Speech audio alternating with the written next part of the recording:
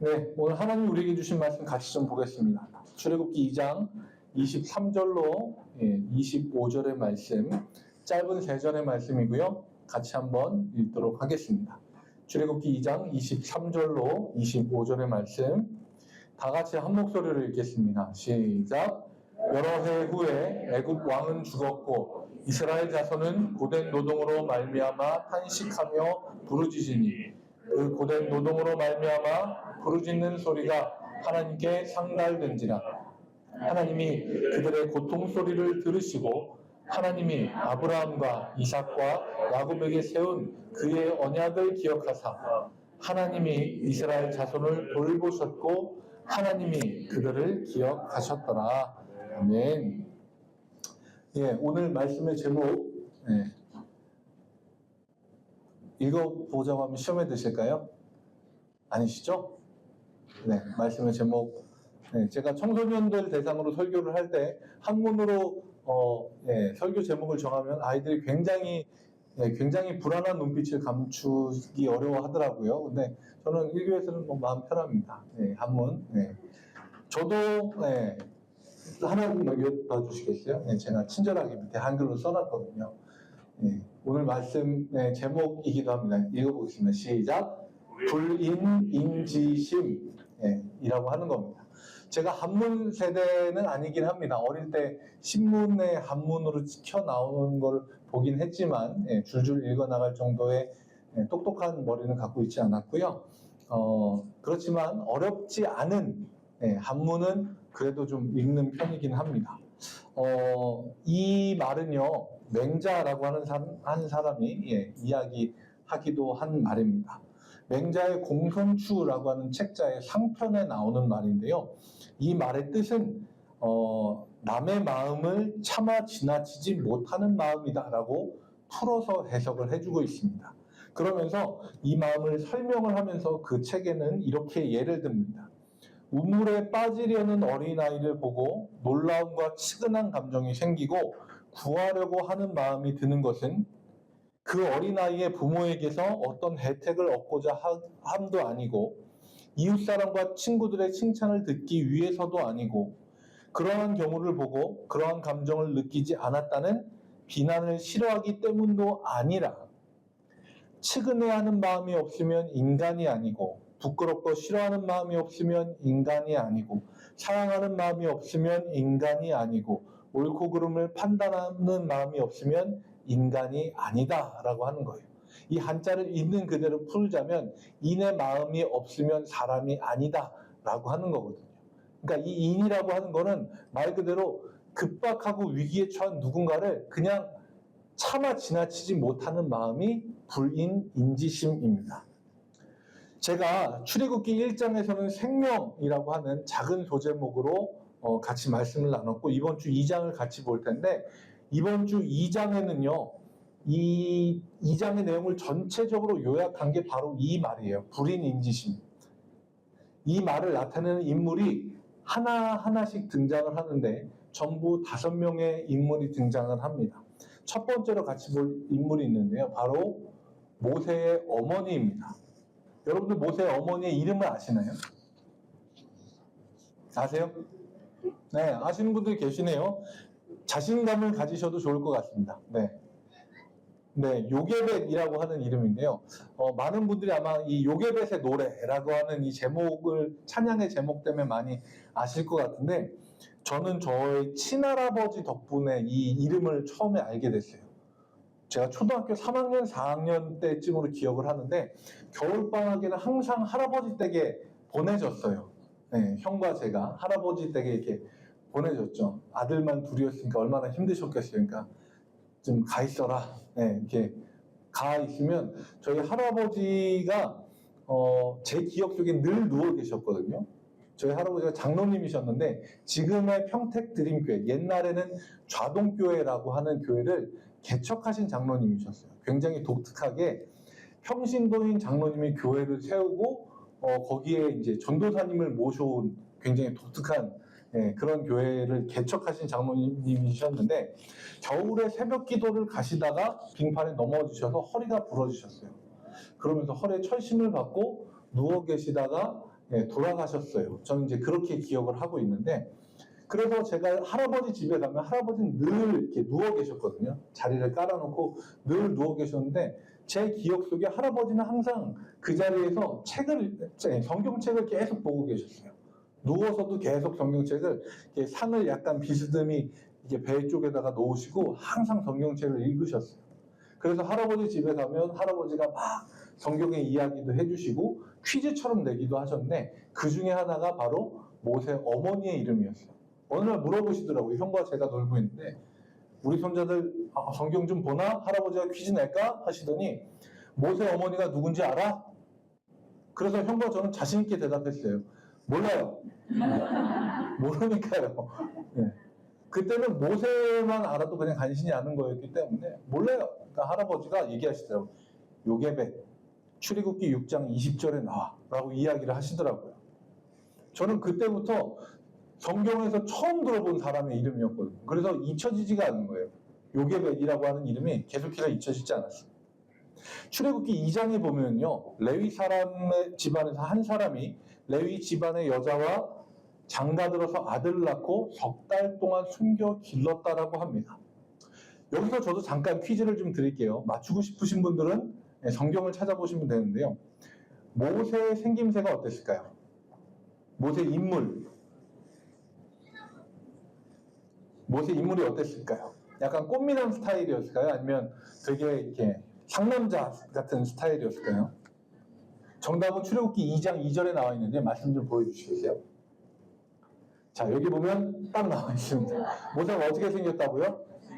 네, 그가 잘생긴 것을 보고, 모세가 되게 잘생겼대요. 아기가 태어나서 석 달 만에 되게 잘생겼대요. 아기가 태어나서 석 달 만에 잘생겼으면 얼마나 잘생겼겠어요. 네.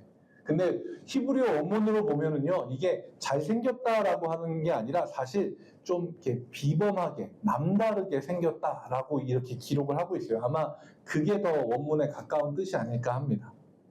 사실 이 가정도 대단한 용기를 갖고 있었어요. 왜냐하면 왕의 명령이 있었잖아요. 아들이 태어나면 강에다가 던져서 죽이라 그랬는데, 그걸 석 달이나 숨겨서 길렀다는 것은 굉장한 용기가 있었을 겁니다. 아마 그 기간 동안에 주변에 있는 많은 사람의 집에서 온갖 소리들이 다 들렸을 거예요. 여러분들도 상상을 해보시면 임신하는 걸 안 순간부터 불안합니다. 왜냐하면 이 아이가 아들이면 죽는 거고 낳아서 딸이면 사는 거니까요. 임신해 있는 10달 내내 불안한 마음을 가지고 살아요. 진통을 해서 아이를 낳으면 그때는 희비가 엇갈립니다. 딸이 태어났어요. 아, 이 아이는 사는구나 기뻐하면서 좋긴 한데, 누군가는 아들을 낳을 거고 그 아들을 낳은 집안은 어디 아이를 낳았다고 자랑도 하지 못할 거고, 그리고 그때부터는 계속해서 숨죽이고 아마 지냈을 겁니다. 아이가 우는 소리가 집 밖으로 넘어갈까봐 굉장히 불안하게 지냈겠죠. 그렇게 숨겨 기르는 가정들도 아마 있었을지도 모릅니다. 근데 그러다가 걸리기라도 하는 날에는 왕의 명령을 어겼다는 것 때문에 그 남자아이뿐만 아니라 가족 중에 누군가가 상해를 입었을 수도 있습니다. 혹은 본보기를 보이겠다고 가족을 몰살했을지도 모릅니다. 그런 불안한 상황에서 석 달을 버티고 지냈어요. 비범해 보이는 아이, 남달라 보이는 아이였지만 그 아이 하나 때문에 가족이 몰살될 수는 없었기 때문에 석 달이 넘어가서 아이의 울음소리가 더 커지니까 더 이상 견디지 못하고 이제 결단을 내립니다. 갈대 상자 하나를 가져다가 역청과 나무 진을 칠해서 물이 들어오지 않게 하고 왕의 명령대로 나일강으로 갔습니다. 근데 거기에 흘려보내는 것은 엄마의 마음에 허락하지 않는 거예요. 그래서 성경에서 보면 갈대 사이에 두었다라고 하거든요. 갈대 사이에 두면 이게 떠내려가지 않으니까. 엄마 마음이 그런 거잖아요. 왕의 명령에 가서 어쩔 수 없이 하긴 해야 되지만 이 아이를 이렇게 보내지 않으면 우리 가족이 다 죽기 때문에 어쩔 수 없이 이 아이를 나일강가에 가지고 데리고 와서 보내지만 차마 흘려보내지는 못하는 거예요. 갈대 사이에 놔두고 오는 겁니다. 이렇게 차마 어떻게 할 수 없는 마음, 그 첫 번째 인물, 불인 인지심의 첫 번째 인물이 요게벳, 모세의 어머니인 거죠. 그리고 두 번째는 모세의 누이입니다. 이름은 다 아시죠? 예, 얼마 전에 신정모 목사님이 설교하시면서 모세의 누이 이름을 이렇게 얘기하시더라고요. 여러분, 무의식적으로 따라하면 안 되는데, 여러분, 미리암 이름이 왜 미리암인지 아십니까? 너무 신정모 목사님 같았네. 바로 미리미리 알아서 미리암입니다. 이렇게 얘기하시는데, 제가 그 얘기가 듣고서 그때는 그냥 피식했거든요. 근데 사무실 내려갔는데 계속 생각나는 거예요. 미리암입니다. 이게 계속 생각이 나는 거예요. 그래서 사무실 내려가면서 계속 혼자서 웃다가 운전하려고 시동을 거는데 또 생각이 나는 거예요. 미리암입니다. 이게 계속 생각이 나서 집에 올 때까지 엘리베이터를 누르다가도 생각이 나고 집 비밀번호 누르다가 이게 떠나질 않는 거예요. 미리암입니다. 이게 계속 생각이 나가지고 어떻게 할 수가 없더라고요. 아마 여러분들도 오늘 말씀 끝나고 나서 생각하는 게 미리암 이거밖에 생각이 안 나실 수도 있는데, 이 미리암이 진짜로 미리 알았는지는 모르겠어요. 네, 그런데 엄마가 그 갈대 상자를 갈대 사이에다 두고 왔잖아요. 엄마는 떠났어요. 차마 못 보고 있어서. 근데 이 미리암은요, 차마 그 곁을 떠날 수가 없는 거예요. 나이 차이가 얼마나 나는지는 모르겠어요. 근데 얘가 성숙한 어른이 아니잖아요. 근데 동생을 그 물가에 두고 올 수 없는 거예요. 차마 어떻게 될지 진짜 모르지만, 미리 알지 못하지만 그냥 그 동생을 그 자리에 두고 온다는 사실 자체가 너무 마음이 아파서 그 자리에 머물고 있는 겁니다. 그런데 그 동생, 그 누나의 행동이 나중에 빛을 발하게 되죠. 그리고 세 번째 인물인 바로의 공주가 나타납니다. 목욕을 하기 위해서 강으로 나왔는데 아무 데서나 옷을 훌렁훌렁 벗을 수 없잖아요. 그래서 일부러 갈대가 우거진 곳을 찾아온 거라고 생각을 합니다. 갈대가 있는 곳으로 와서 적당한 장소를 둘러보고 있는데 갈대 사이에 상자를 발견하고 시녀를 보내서 그 상자를 가지고 와서 열어봅니다. 근데 그 아이가 울어요. 아마 이 아이의 울음소리가 그 공주의 마음에 모성의 본능을 자극했던 것 같아요. 그래서 성경에 보면 그가 그를 불쌍히 여겨 이르되 이는 히브리 사람의 아기로다라고 합니다. 분명히 정체를 알았어요. 이 강가에 버려진 걸로 봐서 얘는 히브리 사람의 아이다라고 하는 걸 알았습니다. 그런데 차마 이 아이를 물에 도로 떠내려 보내거나 도로 던져버리지 못했습니다. 아버지 바로의 그 아기들을 죽이라는 정책에 반대를 했는지 찬성을 했는지는 모르겠어요. 그런데 적어도 이 앞에 있는 아이 하나만큼은 내가 살려야겠다는 생각이 있었던 것 같아요. 그때 모세의 누이인 미리암이 대담하게 공주에게 말을 겁니다. 게다가 그 내용도 엄청 지혜 있는 내용이에요. 7절 말씀 한번 보여주시겠어요? 이렇게 이야기합니다. 내가 가서 당신을 위하여 히브리 여인 중에서 유모를 불러다가 이 아이에게 젖을 먹이게 하리이까. 와, 진짜 지혜 있는 말이죠. 아마 이 아이가, 이 미리암이 나이가 그렇게까지 많지 않았을 거라고 생각을 하더라도 너무너무 지혜 있는 말인 거예요. 왜냐하면 이 아이는 이 차마 어쩌지 못하는 마음을 갖고 있었거든요. 근데 이 마음이 제가 나중에 설명드리겠지만 이 마음이 하나님의 마음이에요.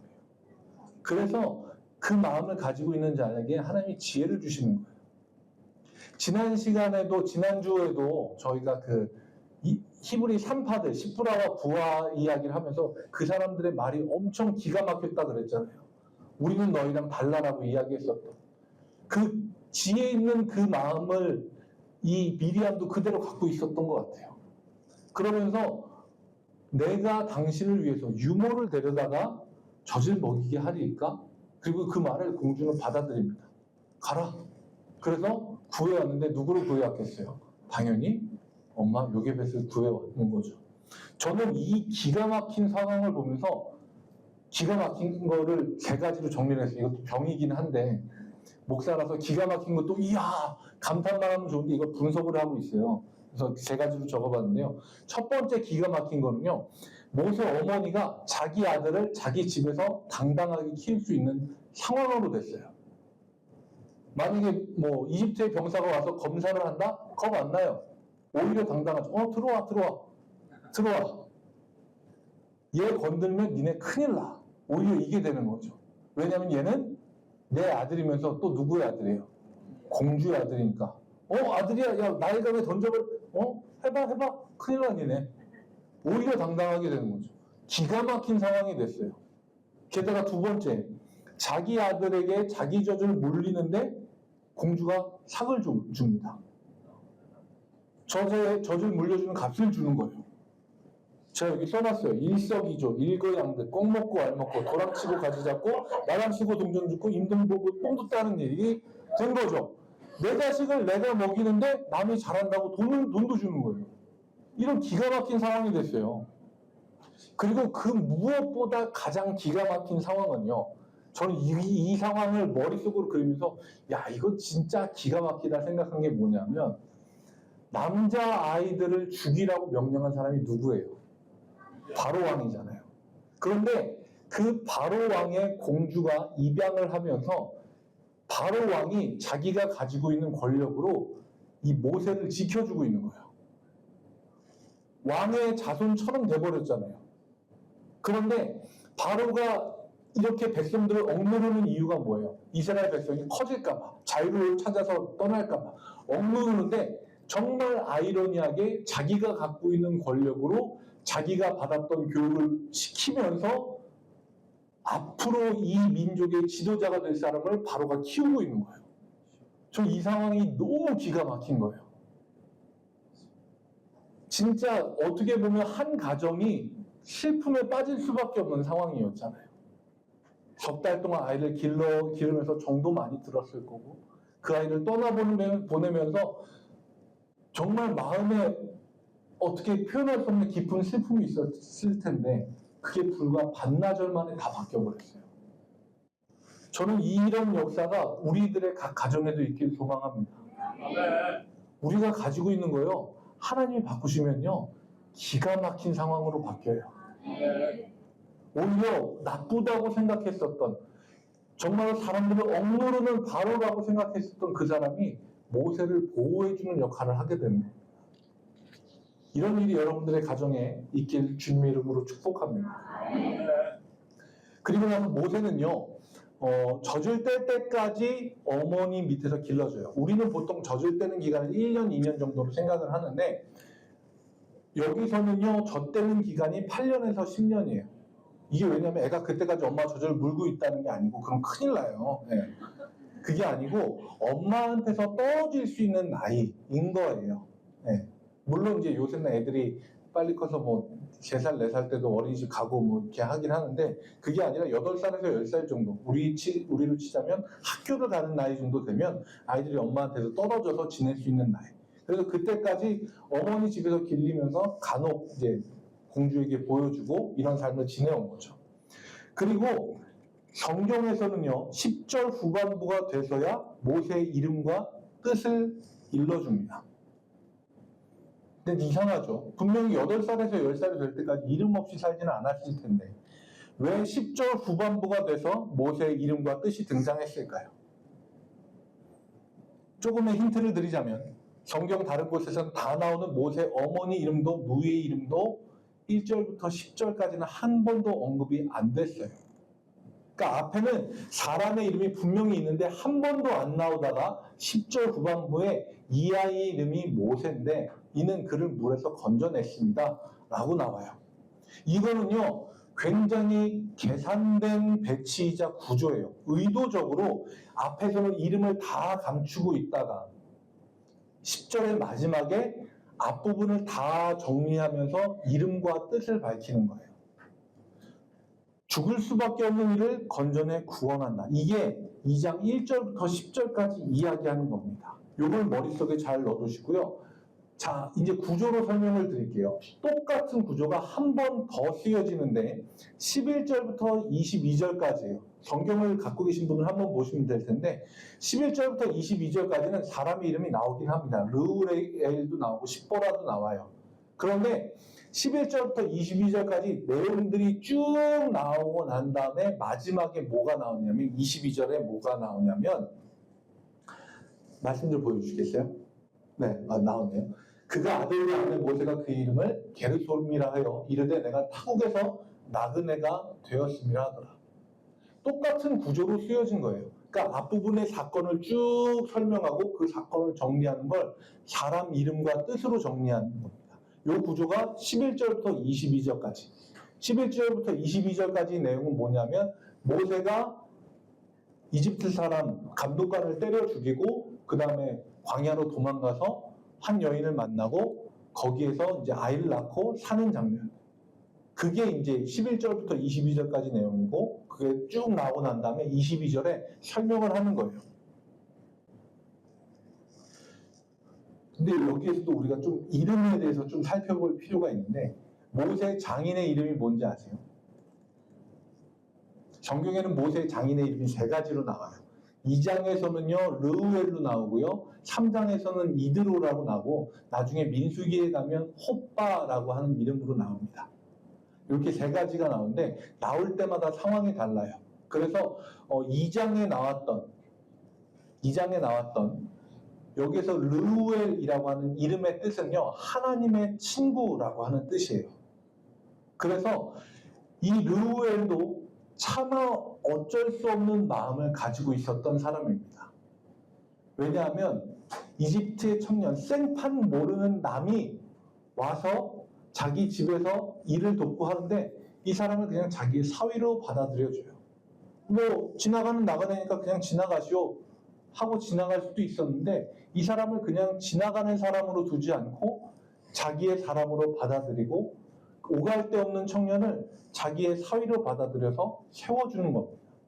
이렇게 차마 어쩌지 못하는 마음을 가진 사람이 한 사람이 더 나오게 되는 거죠. 그리고 이제 2장의 마지막 부분, 오늘 저와 여러분들이 같이 읽은 23절부터 25절까지의 말씀이 나오는데요. 화면 한번 띄워서 보여주시겠어요? 제가 아까 여러분과 같이 읽었던 부분인데 여러분도 느끼셨는지 모르겠는데 출애굽기 2장 1절부터 22절까지는요 하나님이 한 번도 안 나와요. 하나님이 한 번도 안 나옵니다. 한 번도 안 나오고 쭉 지나가다가 23절부터 25절까지를 보면 여기서도 하나님이 나오고요. 24절 보여주시겠어요? 하나님이 25절에 하나님이 그러니까 이것도 앞에 설명했었던 1절부터 10절까지의 구조랑 11절부터 20절까지의 구조를 한꺼번에 합쳐서 1절부터 22절까지 다 통합한 다음에 제일 마지막에 진짜 주인공이 나타나는 구조를 가지고 있는 거예요. 그게 바로 누구냐? 하나님인 거죠.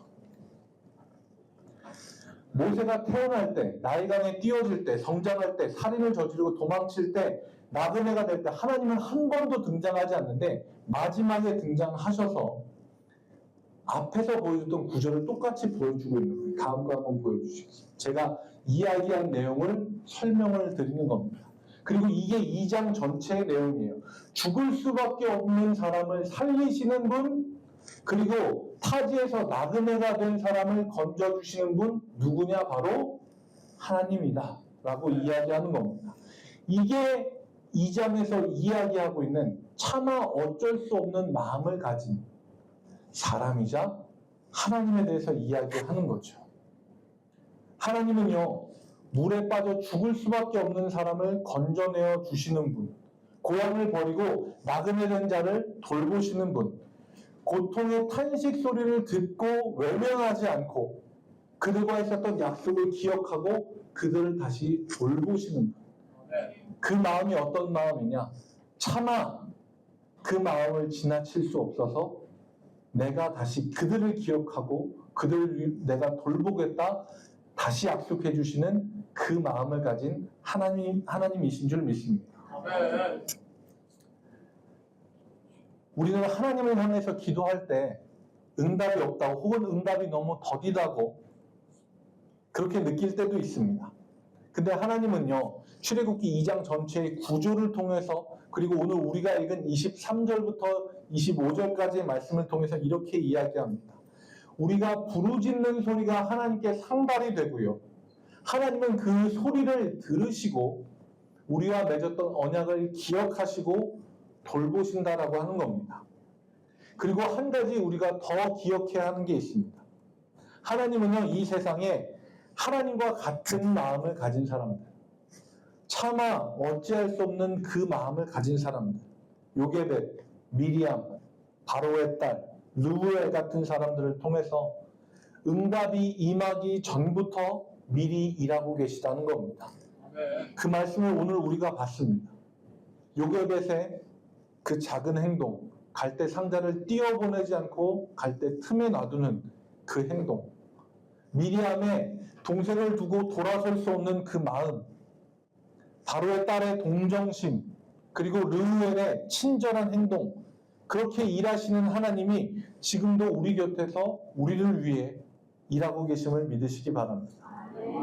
하나님이 우리에게도 같은 마음을 주셨습니다. 다른 사람의 아픔과 괴로움을 차마 지나칠 수 없고 외면할 수 없는 마음의 씨앗을 우리 가운데 다 심어주셨어요. 그 마음을 따라 우리가 하는 행동들이 모이고 모여서 하나님의 역사가 되는 줄로 믿습니다. 우리의 삶을 돌보시는 하나님이 우리를 돌보시듯이 다른 이들도 우리를 통해 돌보기 원하십니다. 우리는 이 사실을 말씀으로 받고 그 말씀을 기억하고 삶에서 실천하고 행동함으로 하나님 마음에 합해져서 세상 속에 하나님의 손과 발로 동참하는 우리 모든 장자 1교회 성도님이 되시길 주님의 이름으로 축원합니다.